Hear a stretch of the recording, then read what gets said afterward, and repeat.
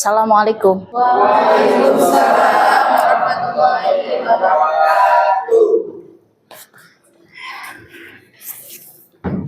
Ya, sehat semuanya? Bisa dibantu untuk ini proyektornya? Baik teman-teman semua, kita buka dengan bacaan Bismillah bersama. Bismillahirrahmanirrahim. Alhamdulillah wassalatu wassalamu ala Rasulillah Sayyidina Muhammad bin Abdillah ma ba'du. Rabbi shrahli sadri wa yassirli amri wahlul 'uqdatam min lisani yafqahu qawli.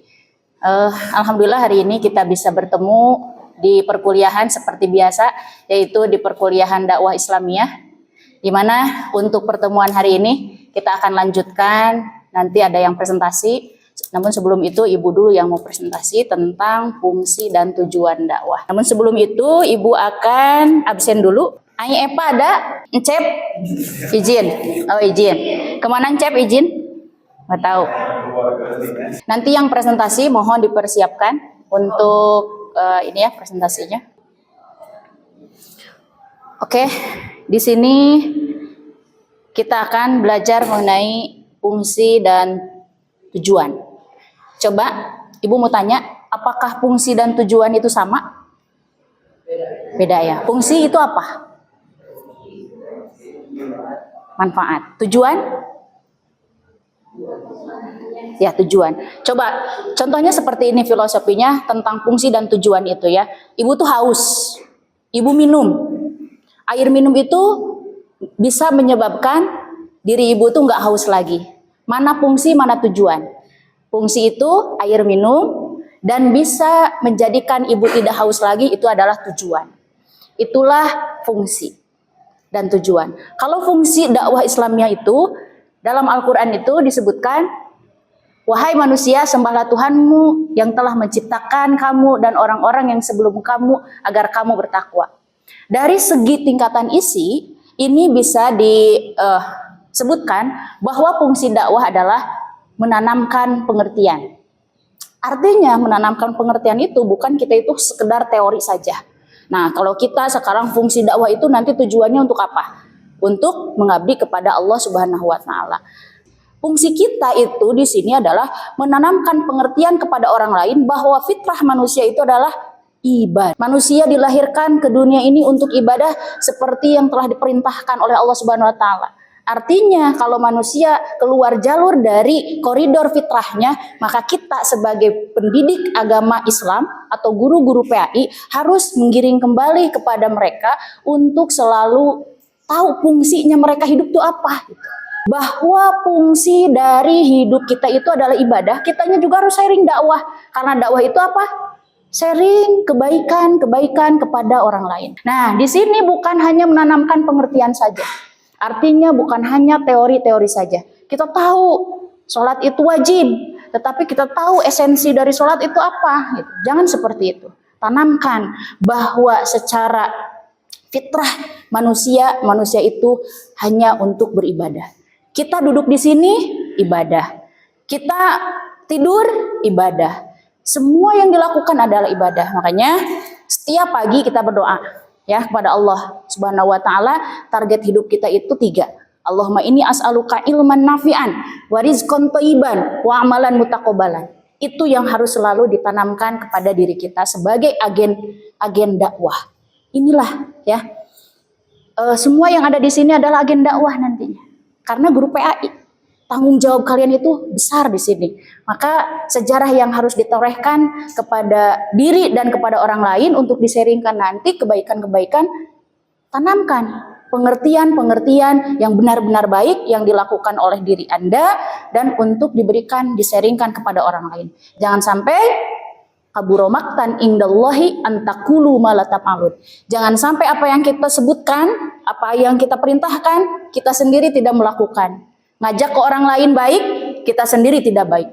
Maka Allah akan murka seperti itu. Ayo bangun anak-anak PAI. Karena anak-anak PAI hakikatnya adalah agen-agen dakwah. Gitu ya. 2 fungsi.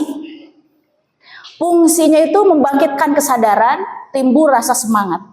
Kita sebagai orang yang subjek dalam agen dakwah, kita itu harus memberikan semangat kepada mustami kita. Kepada siapa? Kepada target-target pendidik kita. Mereka itu butuh role model seperti kita nih.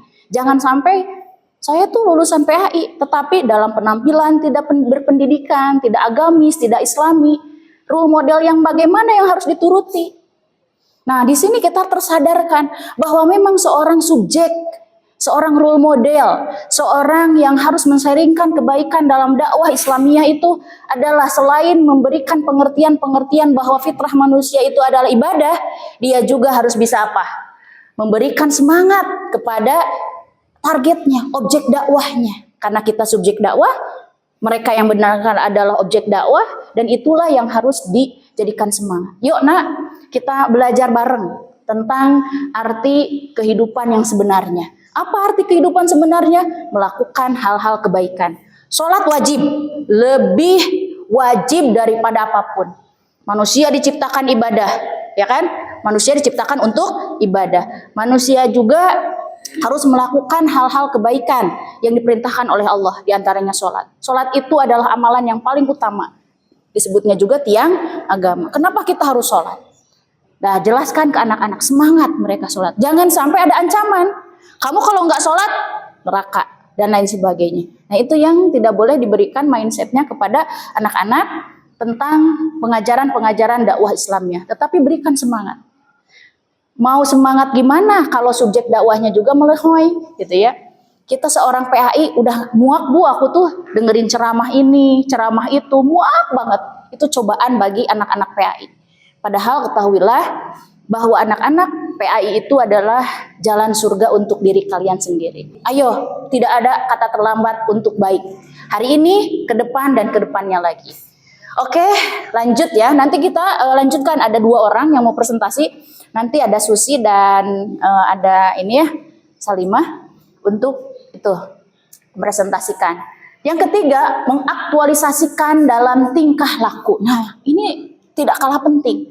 Coba, pantas gak kalau kita sebagai agen dakwah gitu ya, agen dakwah itu tingkah lakunya itu tidak mencerminkan seseorang yang suka mengajak kebaikan. Karena dakwah itu kan mengajak kebaikan. Udu ila sabili rabbika bil hikmah wal mau'idatil hasanah wajadilhum billati hiya ahsan. Terus dia perilakunya itu nggak mencerminkan gitu. Mencerminkan seorang yang harusnya baik gitu. Ya, tidak etis kan? Bukan kita munafik. Bukan, kita itu adalah seorang manusia biasa yang ada khilafnya. Tetapi di sini di manajemen, please orang-orang agen dakwah bukan munafik. Kamu berpenampilan sebagai orang dakwah. Ya, dalam kehidupan. Nah, ini fungsi dakwah Islamiyah itu penting. Dalam kehidupan itu ada 3, ada secara preventif, edukatif, rehabilitatif. Apa itu preventif? Preventif itu adalah pencegahan. Pencegahan itu di mana seorang dalam satu kampung itu belum ada terjadi satu kasus yang sangat ditakutkan. Contoh, di dalam kampung tersebut gak ada tuh orang yang hamil duluan. Tetapi kita sebagai orang agen dakwah menyatakan bahwa wala taqrabu zina, tidak boleh mendekati zina. Artinya kita menseringkan kebaikan bahwa dalam menjaga hubungan baik antara laki-laki dan perempuan yang bukan mahram itu tidak boleh secara layut. Belum ada ikatan sesungguhnya ijab kabul, gak boleh. Meskipun bu di kampung ini belum ada tuh yang hamil duluan, tetapi ini pencegahan bahwa bahaya sekali kalau sampai terjadi orang yang melakukan zina. Dan yang ketiga, dalam segi kehidupan fungsinya itu edukasi, edukatif. Nah, ini ranah pendidikannya. Nih, ketika kita dakwah, pernah nggak dengerin orang-orang ceramah larho, bubar poho, sirem di sisi perem. Nah, kita sebagai mustami seharusnya memasang telinga, mau itu dakwah di majelis, mau itu dakwah di ranah mahasiswa seperti ini, halakoh, atau dengan cara perkuliahan seperti ini merupakan fungsi dakwah secara edukasi. Ibu di sini mengajarkan fungsi dakwah Islamiyah. Nah, fungsi dakwah Islamiyah dalam segi kehidupan itu pencegahan, pendidikan. Pendidikan ini di ranahnya boleh di majelis taklim, boleh di ranahnya di sekolah, boleh di ranahnya mahasiswa seperti ini, atau santri senior yang mengajarkan ke juniornya, itu edukasi. Dan itu dakwah loh. Satu kali kamu mengajak kebaikan, Allah akan ganti 10 kali lipat. Percaya? Man jaa bil hasanati falahu asru amsalihha. Dan itu harus yakin. Rehabilitatif itu sudah terjadi, kapalang hamil dia teh. Contohnya. Terus gimana Bu solusinya? Orang hamil itu, ini agen dakwah ya, ini subjek dakwah. Orang hamil itu ketika anaknya lahir itu tidak bin ayahnya. Awas, kalau perempuan tidak boleh yang namanya akadan oleh ayah biologisnya, tetapi harus diwalikan. Dan dia tidak menerima waris dari ayah biologisnya. Jadi intinya rehabilitatif ini adalah itu sudah terjadi, tetapi kita berikan lagi edukasi bahwa seperti itu keadaannya. Dan penyesalan itu tidak menyelesaikan segalanya. Allah itu Maha Pengampun. Ampunan Allah itu seluas jagat raya ini. Gak apa-apa. Kita taubatan nasuh aja daripada orang yang baik-baik, su'ul khotimah. Nah berikanlah kebesaran itu. Itulah fungsi dari dakwah. Fungsi itu seperti air yang kita minum, yang bisa menyegarkan tubuh kita, dan kita menjadi tidak haus lagi. Baik teman-teman semuanya, disilahkan untuk Neng Susi sama Salimah. Ayo, hanya 5 menit saja untuk presentasinya. Boleh pakai kursi? Boleh, silahkan. Teman-teman semua, ini ada Salimah dan Susi yang akan mempresentasikan kembali tentang fungsi dakwah secara preventif, edukatif, dan rehabilitatif. Silahkan, boleh berdiri aja, nggak apa-apa. Waalaikumsalam. Di sini saya akan mengulas ulang tentang segi preventif, edukatif, dan rehabilitatif dalam fungsi dakwah. Jadi dalam preventif itu kita itu sebuah upaya untuk mencegah sesuatu keburukan. Jadi kita berdakwah kepada seseorang untuk mencegah sesuatu tersebut, seperti menasihati orang yang sudah terjerumus ke dalam keburukan, contohnya ya seperti itu. Preventif itu sesuatu upaya agar kita mencegah seseorang tersebut dalam melakukan keburukan. Terus edukatif itu pengajaran.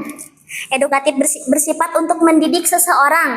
Jadi kita itu mengajarkan seseorang untuk berbuat kebaikan, jadi menjauhi keburukan.